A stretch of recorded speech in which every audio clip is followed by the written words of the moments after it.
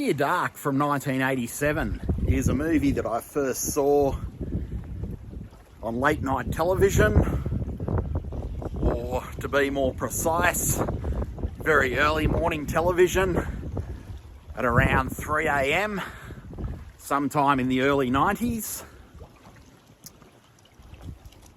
And I recall watching it in a hazy stupor of insomnia. And it turned out that frame of mind was probably the perfect state to be in while watching Kathryn Bigelow's 1987 vampire movie. So Near Dark is a movie that's gone under the radar for a lot of years. It has built up a steady cult following over the years and decades since it was made. It was, of course, overshadowed at the time, much as I'm being overshadowed right now, by another particular vampire movie, which was, of course, The Lost Boys, which did take a bit of the luster away from Near Dark. Because you do have to remember that back in the day, movies were a much larger cultural event, which is something that we're missing now. And when a movie was big, it was big for several years, often doing extended theatrical runs and then getting another life on home video. So needless to say, The Lost Boys did steal quite a bit of Near Dark's thunder at the time. And if you were there at the time, you know what that was like. A brighter time for cinema and for home video, to say the least. But needless to say, sitting there watching Near Dark at 3 a.m. in the morning made quite an impact on me back in the early 90s. It did, of course, give it that hazy, otherworldly, late night television vibe, or well past the witching hour, early morning kind of vibe. That Near Dark period, if you'll pardon the pun, a few hours before the dawn. So you've probably seen Near Dark if you've clicked on the video, but for those of you that haven't, it is basically a movie that redefined the vampire genre and reinvented the vampire genre. Much like The Lost Boys, it took it away from the Gothic and flung it headlong into the modern world for the MTV generation. So it was directed by Kathryn Bigelow, who was probably best known as the Oscar-winning director of The Hurt Locker. And the screenplay was by a guy called Eric Red, who also wrote The Hitcher. So he does have a penchant for roving highway sort of movies. Near Dark isn't strictly a vampire movie, of course. It's as much of a Western, or a juvenile delinquent, or a roving gang movie as it is a vampire movie. None of the vampires in this movie have fangs, so it is ironic that it left such a lasting impact and so greatly affected the whole vampire genre. So the premise of Near Dark is that we have a lone young cowboy somewhere in Oklahoma, I think. I think his hometown is Fix, Oklahoma. And a sheriff later in the movie asks him, where the hell is Fix? And I think we'd all like that answer. If anyone lives in Fix, Oklahoma, let us know in the comments. But he's basically doing what everyone in a one-horse town in a rural area does on a Friday or Saturday night, which is namely hanging out downtown in the deserted main street with a friend, when he notices a beautiful, seductive woman called May, who also appeared incidentally. She's played by Jenny Wright, who appeared in the movie Pink Floyd The Wall, which was the film adaptation of Pink Floyd's awesome concept album, as a groupie, of course. So he meets May, he's seduced by May, offers to give her a ride home, and the dawn is approaching. May panics and bites him. He was her intended victim, but ends up becoming something quite different. I guess you'd say not only a lover, but also a young apprentice, a Padawan for all you Star Wars fans, a grasshopper for all you Kung Fu fans, and basically he meets the rest of the family. We've got this roving vampire family who roam across rural America. There's the family's led by Jesse, who's a Civil War veteran. I believe he fought for the South and apparently died, I think, in the sinking of a boat or something like that. It's never fully established. Then there's Jesse's love interest, Diamondback, who he apparently ambushed sometime in the 50s, I think it is. And there's Severin, played by Bill Paxton, who basically chews up the scenery and steals most of the scenes that he's in. And I think Severin seems to be like a late 50s, early 60s type, rockabilly type of guy. And then we have Homer, who's played by Joshua Sinclair from memory. That's how many times I've watched this movie. I'm able to rattle all this stuff off the cuff, which is either time well spent or a waste of time. I'll let you decide. But he plays Homer, who's basically the tragedy of a child trapped in a man's body.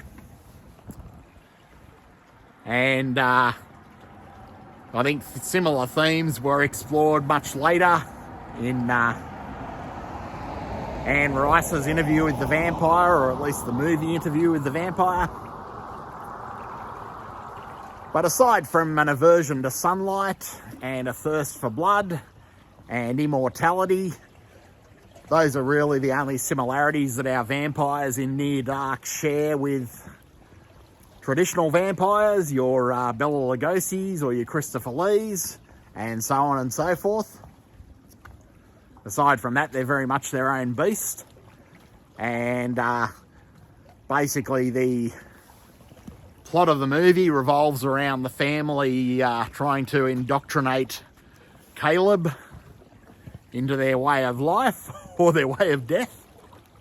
And it's all done in a very moody, atmospheric and impactful manner. So Near Dark is a personal favourite. It is by far, in my opinion, the most subversive vampire movie of all time, the most creative, the most original, and my favourite vampire movie of all time by far. This one's chock full of atmosphere. You can cut with a knife. It has that eerie, dreamy 3 a.m. in the morning vibe to it, which is helped immensely by some amazing cinematography and an amazing score by Tangerine Dream, which is quite memorable. If you've seen the movie a few times, you probably have it in your head right now watching this video. And if you're a soundtrack enthusiast, it is definitely one to check out. The Near Dark soundtrack by Tangerine Dream, who also did the awesome Miracle Mile soundtrack. So this one's done what all great movies do. It wasn't necessarily a hit when it was released, but it has built up a strong and steady cult following in the years and decades since, and arguably it's more popular now than ever. I attended a screening at the National Film and Sound Archives at Canberra a few years ago, and that was a full house, and it was great to watch it with a theatrical audience on a 35mm print. It's pretty easy to find on DVD or Blu-ray, although it has been in and out of print on and off. You still can find it, and I think it may have been re-released recently, so hopefully a little easier to find now. They did release it a while back when Twilight was huge, and inexplicably, or maybe not inexplicably, knowing these movie studios, the cover was quite confusing and sold Near Dark as a Twilight style movie. It's also well worth checking out for fans of Aliens, because it reunites most of the cast of Aliens, or at least Bill Paxton, Lance Henriksen, Jeanette Goldstein.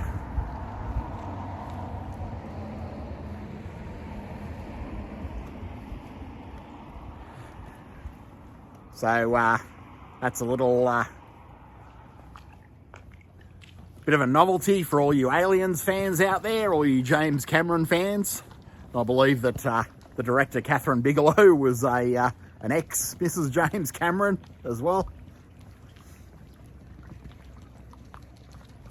So I could probably talk about Near Dark all night. It does, for me, it does rate as one of the top 10 most atmospheric films of all time, of any genre, but especially the horror, cult, and exploitation genre. And it does come highly recommended from me, whether you haven't seen it before or you haven't seen it in a while. I haven't seen it in a while, but I need to revisit it again soon. It is one of those great comfort movies that you can sort of sit back with at 2 a.m, under the doona, nice cup of hot chocolate, or whatever your chosen particular poison is. If you're one of the vampires in Near Dark, it's probably a nice warm cup of blood. Which reminds me, the most memorable scene of Near Dark, you probably want to skip this if you haven't seen the movie, but if you have seen it, watch away, is for most people the bar scene, which effortlessly blends this weird atmosphere of brutal realism and fantasy surrealism. It's basically our roving gang of vampires taking on a bunch of bikers and various misfits in a quiet, deserted bar at 2 or 3 in the morning, and really has to be seen to be believed. And Bill Paxton's in his element in that scene.